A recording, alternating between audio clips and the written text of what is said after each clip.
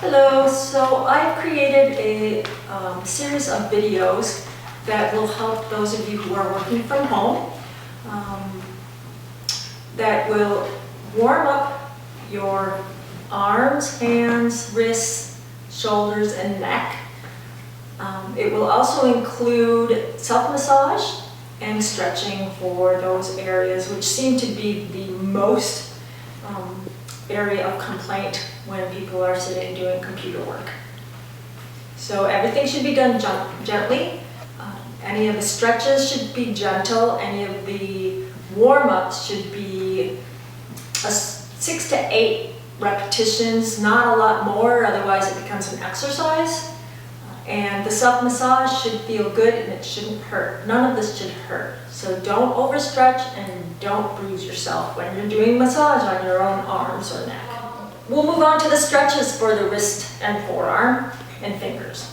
Hello, so today I want to start out with wrist warm-ups, which will also include the muscles of the forearms and your fingers. Many of you are probably sitting at home on the computer doing a lot of extra work in an area that might not be ergonomically good for your bodies. So I'm focusing on the wrist and forearms in this section. So I call it the wave series. It will bring your fingers, your wrist, and your felt forearms through all the movements available to those areas of the body. So start with simple wrist warm-ups by doing wrist circles. And wrist circles, maybe 10 of them. I might go in one direction and then go in the other direction. I'm only doing one hand. You can do both so that you can actually see it against my black shirt background. Then I might go into figure eights. And for figure eights, I like to add my whole arm into it. So your shoulder gets a little warm up, your elbow does.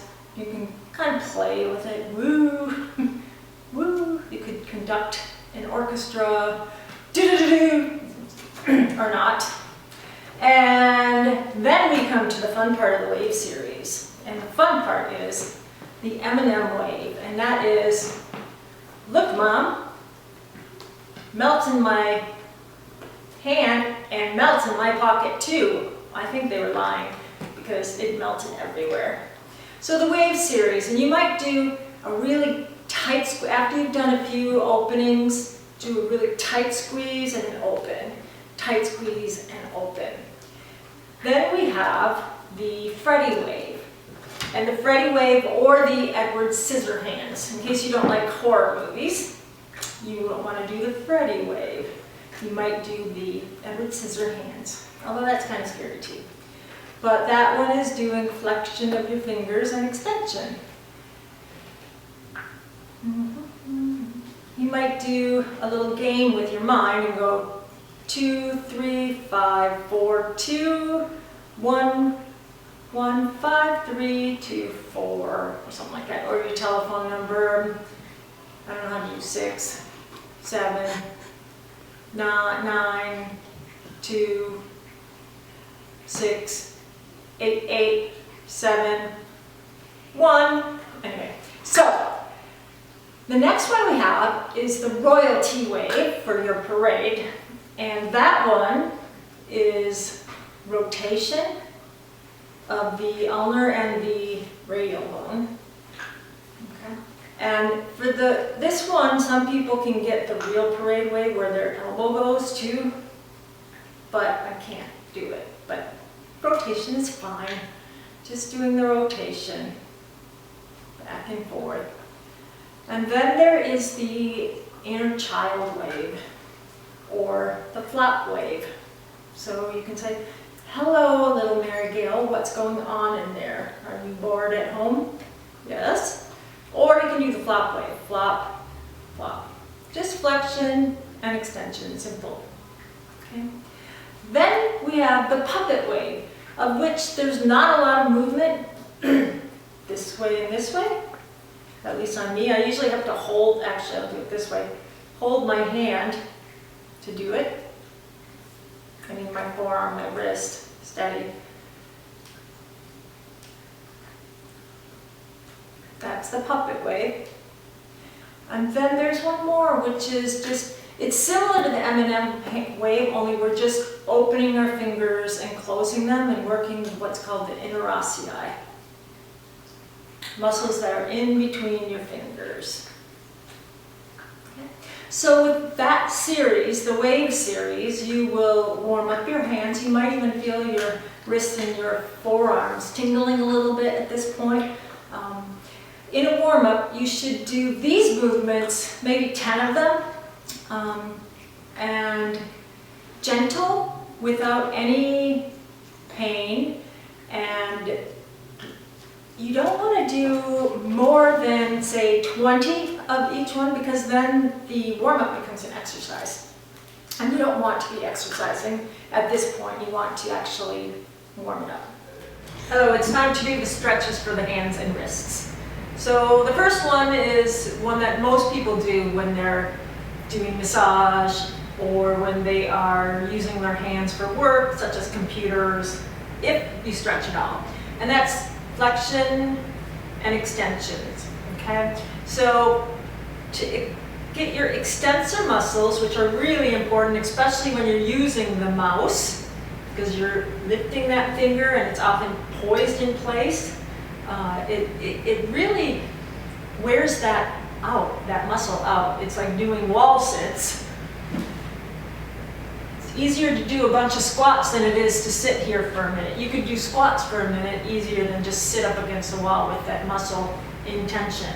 So using the mouse or even the keypad, you're often in an extended position for long periods of time. So you wear out the muscle and the tendon. So first, you want to stretch the extensors. And sometimes I like to do it quicker, so I do both at once. Yep. At least hold it for 10 to 30 seconds. Now, some of you may feel like it gets achy when you are stretching.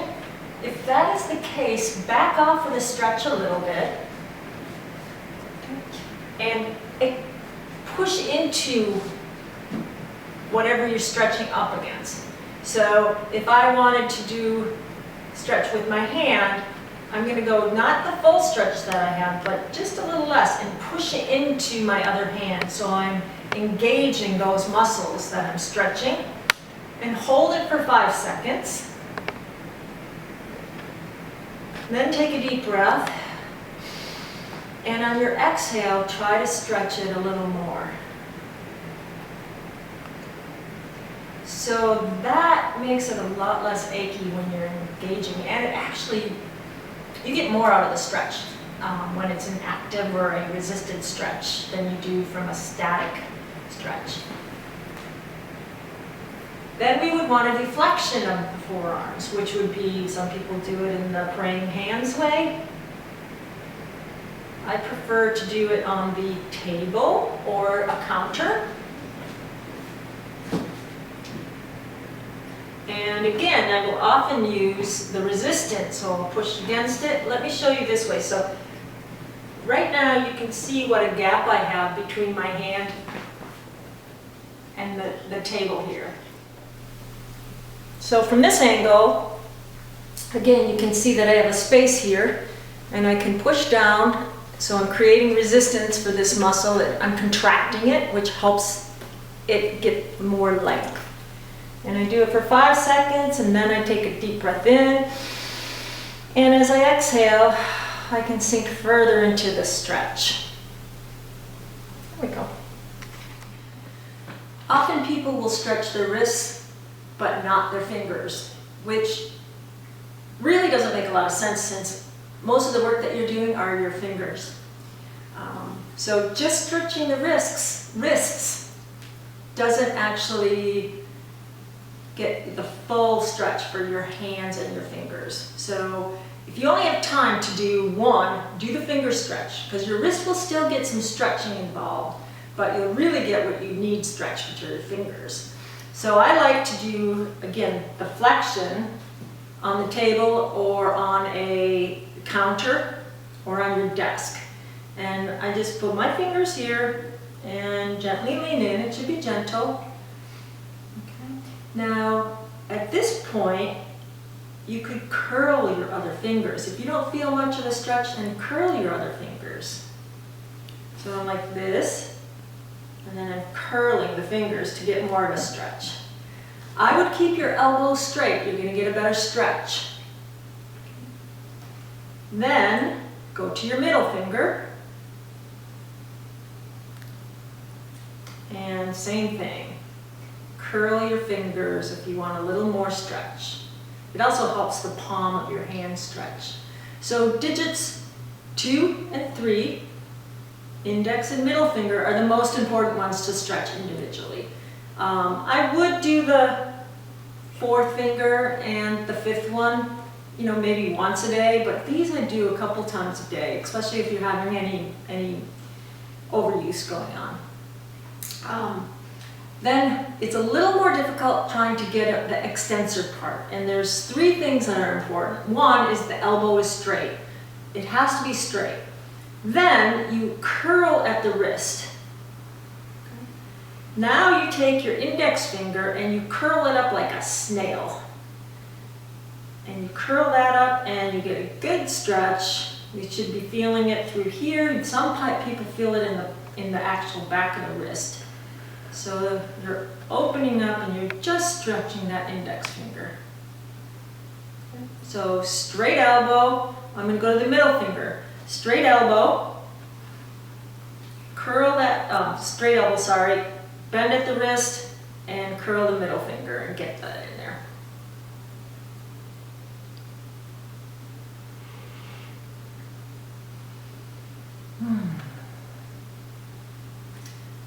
These 2, not that important for the ringing other finger. You could just curl all of them that way.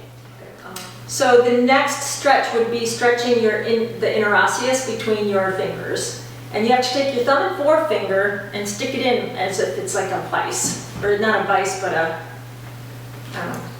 cram opener. Anyway, something to pry it open. And you can see, let me show you on this side. This is how far apart my fingers are right now without stretching them. Okay, almost the length of my finger. Okay, now I'm going to stretch them, and it's gentle. Look at that stretch. Look at how far apart they are now. That's a lot more than my finger.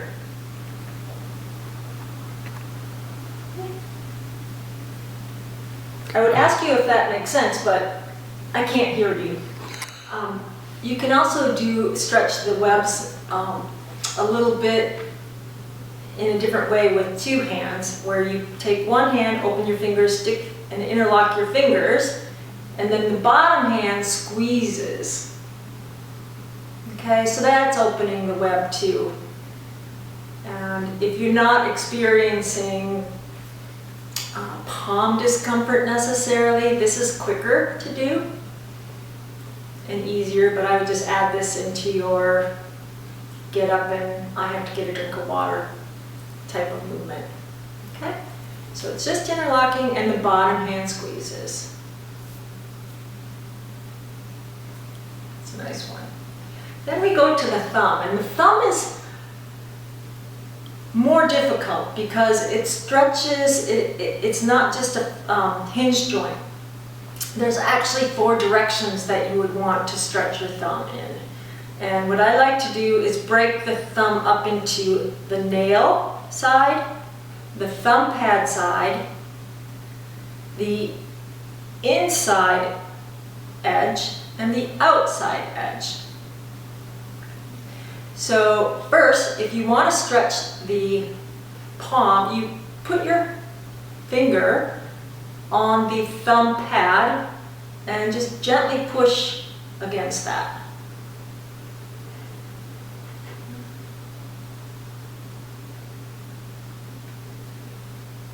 Then for the extensors, the extension, then you push it this way. I also like to put it into a curled position.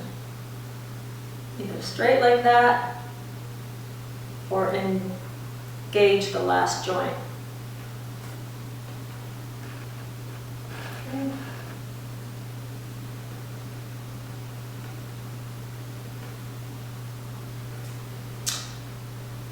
And the thumb pad one.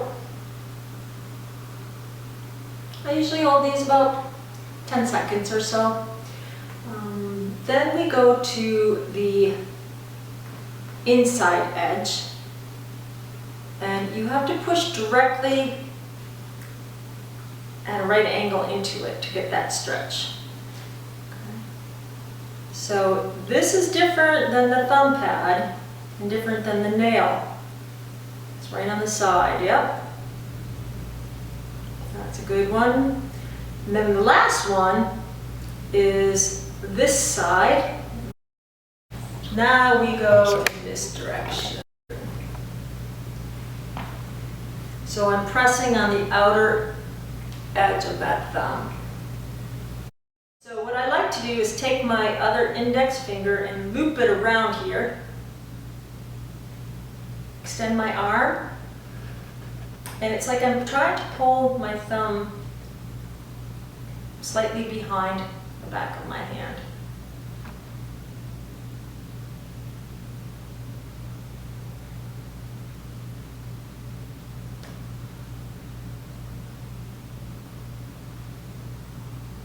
Make sure you're on the outer edge of that thumb, and think about the thumb. It's going to move, the trajectory is this way.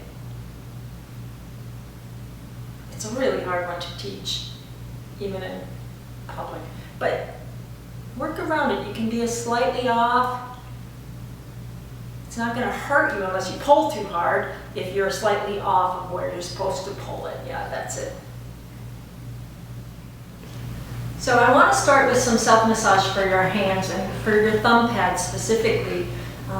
The first thing what I'm going to teach you are magic circles for your thumb pad. It's a very, very light touch. You only want to be touching enough to move the skin itself. You don't want to glide over the skin. You actually want to move the skin itself over the muscle below.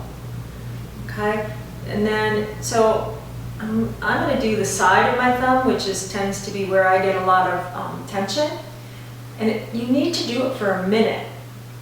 So I'm going to start and right there. So you don't glide over the skin at all. It's just moving that skin over the muscle below it or underneath.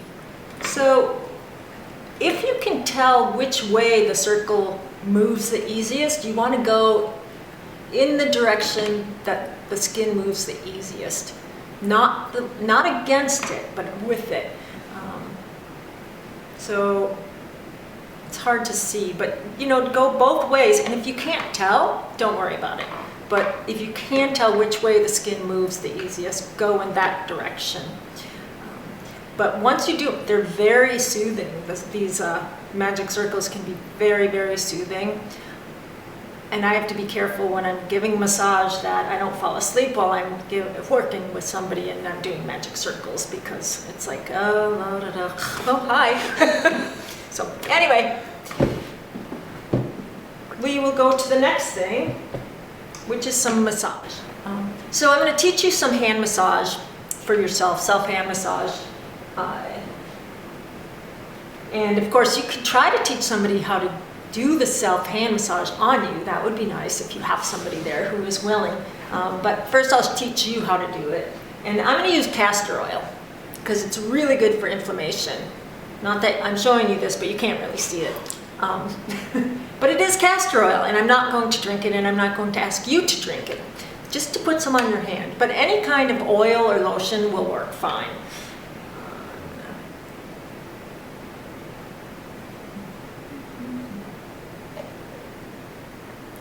So I would just take some oil, stick it on there. And the first thing you want to do is what I call finger pull. And you're just going to pull gently through and I like to think of it as Pac-Man. you take the whole finger and just pull through and elongate.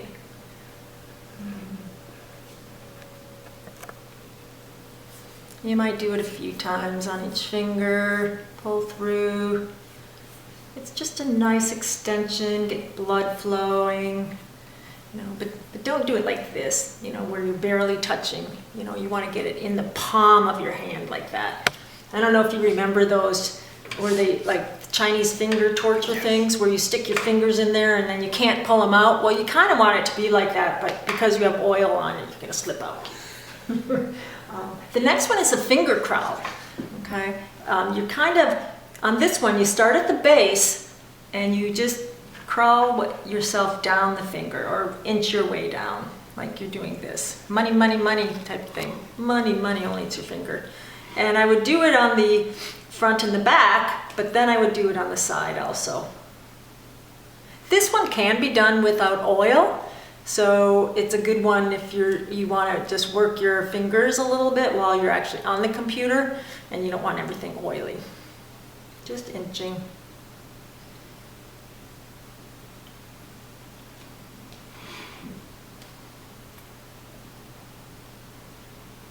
Okay, and I would do all the fingers a couple of times probably.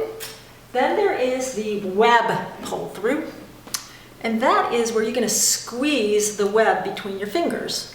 Okay, so I take it again like you have a coin, a worry stone or something. So the movement is like squeeze and pull. So your finger, your index finger is crooked. Your other thumb goes on top and you just pull through. Just a gentle squeeze. And your thumb.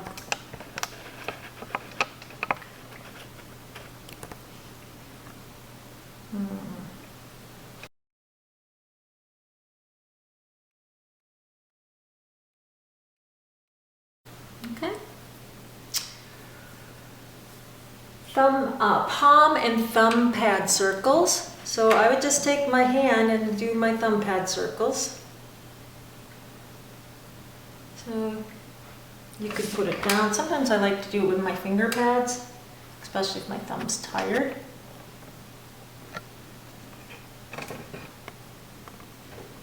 And then I also would just do a nice lean in and push off the palm.